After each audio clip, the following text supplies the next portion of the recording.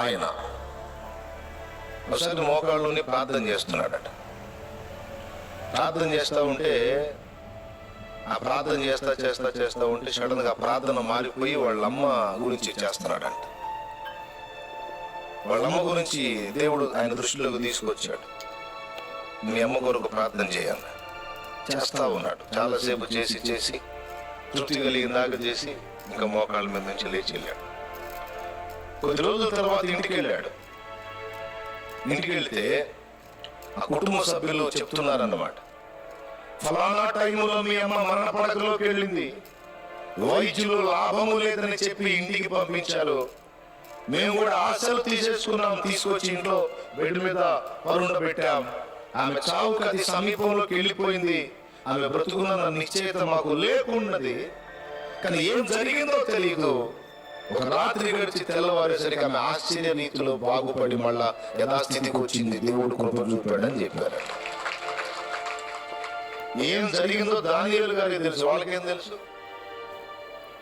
కొన్నిసార్లు మన మోకాళ్ళుని ప్రార్థన చేస్తూ ఉంటేనే దేవుడు మన దృష్టి మళ్ళిస్తాడు. మళ్ళించి మన ఊహలో కూడా అనుకోని వ్యక్తుల్ని మన ముందు తీసుకొచ్చి వీళ్ళ కోసం ప్రార్థన చేయంటాడు. ఎప్పుడన్నా ఉందా మీకు అనుభవం? ఎంతమందికి ఉందండి? మంచి ప్రార్థన పరులకు అనుభవం ఉంటుంది, ఎక్కువసేపు ప్రార్థనలో గడపగలిగే భక్తులకు అనుభవం ఉంటుంది, దేవుని ముందు కనిపెట్టుకునే వాళ్ళకు అనుభవం ఉంటుంది. మారిపోద్ది ప్రార్థన, మారిపోయి అసలు కొన్నిసార్లు నువ్వు ఎరగని వ్యక్తుల కోసం కూడా ప్రార్థన చేస్తావు. ఆశ్చర్యం, ఇదేంది నేను ఈ సంగతులన్నీ అడిగి అనిపిస్తుంది.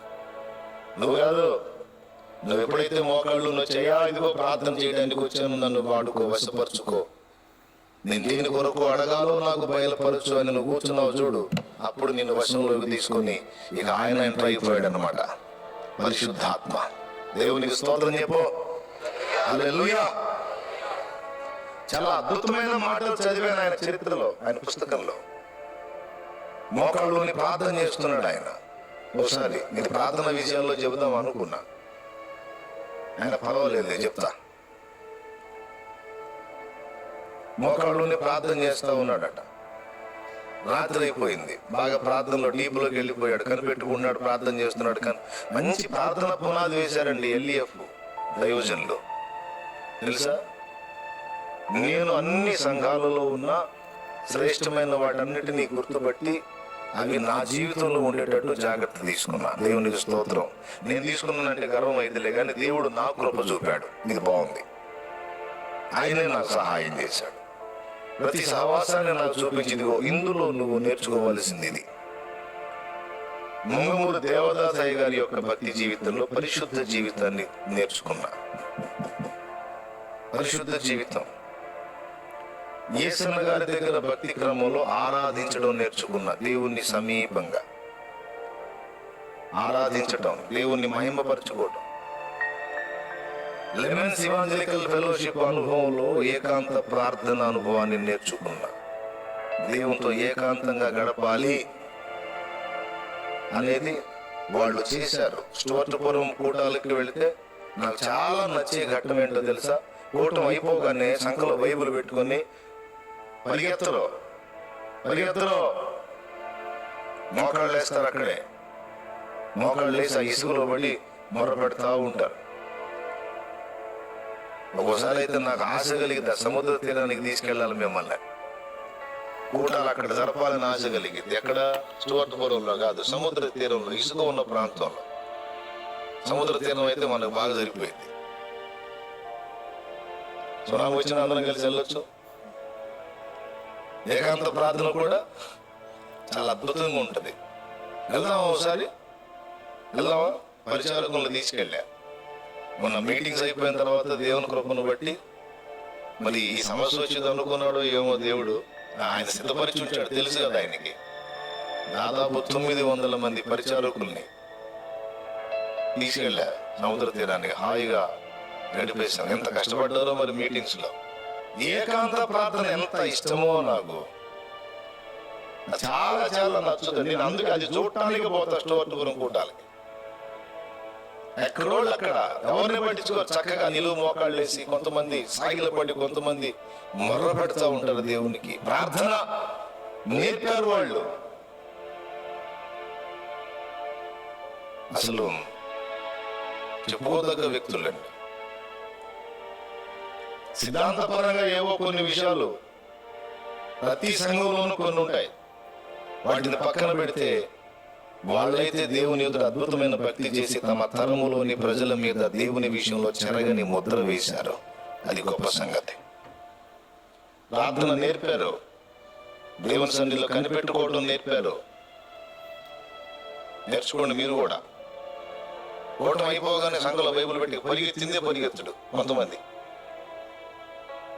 మోకాళ్ళు ఏరి కాసేపు కనిపెట్టుకోరు దేవుడి సన్నిధిలో. దేవుడు మాట్లాడిన దాన్ని బట్టి కాసేపు ప్రార్థనలో గడపరు. అతనే ఉంటారు. ఇక అయిపోయినాయా, అమ్మయ్యా, స్తోత్రం అయ్యా, హల్లెలూయా అనుకుంటా పోతుంటారు కొంతమంది. ఇలాంటి వారు కోటం అయిపోయిందంటే ఇంకెక్కడో అక్కడ ఇసుకలో పడి అయ్యా అని ఏడుస్తూ ఉంటారు, మూలుగుతూ ఉంటారు, మొర్ర పెడతా ఉంటారు. తిరిగి చూస్తూ ఉంటా. నేను కూడా ఒక దగ్గర ఇసుకలో పడి నేను కూడా ప్రార్థన చేసుకొని వస్తా. దేవుని స్తోత్రం చెప్పండి, చెప్పండి, చెప్పండి. ఆయన ప్రార్థన అనుభవాలు ఆ బుక్ దొరుకుతుంది అండి, ఆయన స్టోరీ దొరుకుతుంది, తెచ్చుకొని చదవండి. చదివారు మీరు? చదివితే సంతోషం. ఒకసారి మోకాళ్ళ మీద ఉండి ప్రార్థనలో ఉన్నాడట. దేవునితో బాగా డీప్ అయిపోయాడు. చాలా పొద్దుపోయింది, చీకటి పడిపోయింది. ఏకాంత ప్రార్థన. రాత్రి అయిపోయింది, అట్లనే ప్రార్థనలో ఉంది. కాసేపటికి నిశ్శబ్దం, ఏ చప్పుడు లేదు. ఆయన ధ్యానిస్తా ఉన్నాడు, ప్రార్థన చేస్తా ఉన్నాడు, కనిపెడతా ఉన్నాడు. నిర్మానుష్యంగా ఉంది. ఉన్నట్టుండి ఆయన చుట్టూ పెద్ద ఊళ్ళ వినపడిందంట. ఊళ్ళ అంటే తెలుసా? నక్కలు. చుట్టూ నక్కలు చేరి పెద్ద ఊళ్ళ ఒక్కసారిగా అవ్వ లెగిసినాయంట. నిర్మానుష్యంగా నిశ్శబ్దంగా ఉన్న ఆ ప్రదేశంలో ఒక్కసారిగా నక్కలన్నీ కలిసి ఊళ్ళబెట్టినాయి అంటే ఎట్లుంటుందో ఊహించండి ఆ సన్నివేశం. అవునా? అసలుకే రాత్రి ఈయనేమో మౌనంగా ప్రార్థనలు కనిపెట్టుకుని ఉన్నాడు. అవన్నీ కలిసి భయపడి కళ్ళు తెరిచాడు. చుట్టూ నక్కలు ఉన్నాయి, నక్కలు గుంపు ఉంది. లేచి వాటిని గద్దించాడు, తోలబోయాడు. హోటల్ అయి ఎండిపోయేదని చూస్తా ఉన్నాయి. అవి ఎందుకున్నాయో తెలుసా? అక్కడ ఆయన ప్రార్థన చేసుకునే ఆ సమీప ప్రాంతంలో గవర్నమెంట్ హాస్పిటల్ ఉందంట. అక్కడ చనిపోయినటువంటి మానవ దేహాలు ఏవైనా ఉంటే తీసుకొచ్చి ఆ సమీప ప్రాంతాల్లో పైపైన ఎట్లా భూస్థాపన చేస్తే ఆ మానవ దేహాలు తినడానికి అలవాటు పడిన నక్కలై అవి రౌండ్ వేసినాయి. అవి ఎందుకు పోతాయి? మనుష్య మాంసానికి అలవాటు పడిన నక్కలు. అవునా? ఈ హోటలా భయపడ్డాడంట. ప్రభువా, నువ్వు వెళ్ళట్లేదు నాయన అన్నాడట. దేవుడు ఆయన్ని గద్దించాడంట. దానిలో నువ్వు ఎందుకు లేచావు మోకాళ్ళ మీద నుంచి అన్నాడట. నువ్వు ఎందుకు లేచావు మోకాళ్ళ మీద నుంచి? నేను లేవమని చెప్పానా? ఏం చేస్తాయి నిన్ను అన్నాడు.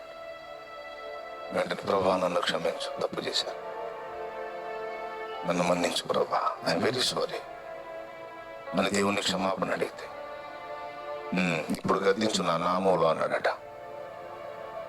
అప్పుడు లేచి యేసు నామంలో ఆజ్ఞాపిస్తున్నాను, వెళ్ళండి వెళ్ళండి వెళ్ళండి అంటే మొత్తం ఇక క్షణం కూడా నిలవలేదంట. మొత్తం అలా వెళ్ళిపోయినాయి అంట. జీవజల ప్రవాహములని పుస్తకం ఉంది, ఆయన స్టోరీ చదవండి. జో గారి తండ్రి గారు దానియేలు గారు, అందులో నేను చదివాను.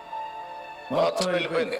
ఒక ఫ్యామిలీ ఉందంట అక్కడ, శవాలు తినేది నక్కలకు. ఏం అనుభవాలు! అది గదిలో కూడా ప్రార్థన చేయరు. కొంతమంది సోమరులు, మిమ్మల్ని కాదండి, మీరు ఎందుకు అవుతారు? కొంతమంది ఉన్నారు సోమరులు, ఒళ్ళొంగదు. ఒక పక్క ఫ్యామిలీ భయంకరంగా అయిపోతున్నా, జీవితం చిన్నాభిన్నం అయిపోతున్నా, కుటుంబం కూలిపోతున్నా, మోకాళ్ళంగో, ఆత్మల అగ్నిగుండానికి వెళుతున్నా, నశించిపోతున్నా, ఆత్మీయ జీవితం ఎండిపోతున్నా, పతనావస్థకి వెళ్ళిపోతున్నా, ఆత్మీయులు దిగజారిపోయి లోకస్తులుగా మారిపోతున్నాయి. చూస్తా కూడా కొంతమందికి మోకాళ్ళంగో, అన్నా ఫలానా బ్రదర్ ఉన్నాడే, రక్షింపబడ్డాడు కదా, మళ్ళీ బలహీన పడ్డాడన్నా అని నాకు చెప్పకపోతే నా కోపం వచ్చింది చెబితే. ఎందుకు తెలుసా? నా కాదు చెప్పాల్సిందే. పిచ్చి మొహమా, నాగా చెప్పాల్సింది మోకాళ్ళుని పెద్ద ఆయనకి చెప్పాలి. అప్పుడు వాడి మైండ్ తిప్పి మళ్ళీ లైన్లో తీసుకొస్తాడు. నాకు చెబుతారు కొంతమంది, ఫలానక్క బలహీన పడిందన్నా, ఫలానన్న బలహీన పడ్డాడన్నా.